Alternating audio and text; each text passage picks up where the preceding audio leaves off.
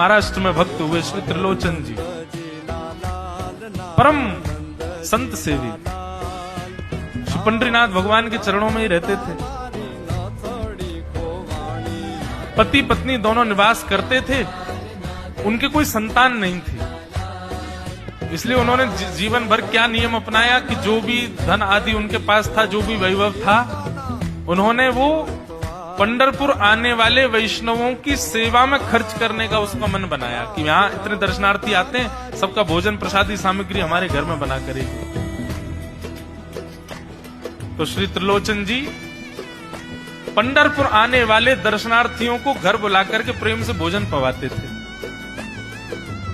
और जितने भी दर्शनार्थी दर्शन करके पंढरपुर से जाते थे, वो अन्य संतों को कह देते, वो कहां जा रहे हो? बोले पंढरपुर जा रहे हैं। बोले भैया पंढरपुर जा रहे हो तो त्रिलोचन जी के यहां जाना, उनके यहां भोजन प्रसादी बहुत बढ़िया संतों के अनुकूल बनाते हैं।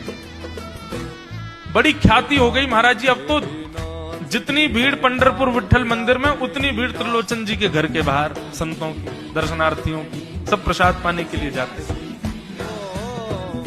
त्रिलोचन जी और उनकी पत्नी बड़े प्रसन्न कि इतने संतों की सेवा हम कर पा रहे हैं, ये हमारा सौभाग्य है। धीरे धीरे दोनों वृद्ध अवस्था को प्राप्त हो गए। दोनों वृद्ध हो गए तो अब इतनी सामग्री बना नहीं पाते, कोई सेवक नहीं था, स्वयं बनाते थे पति पत्नी मिलकर के। अब तो ऐसा हो जाता, कभी कभी दाल लग जाती, जल जाती, रोटियां सेकते तो रोटियां जल जाती।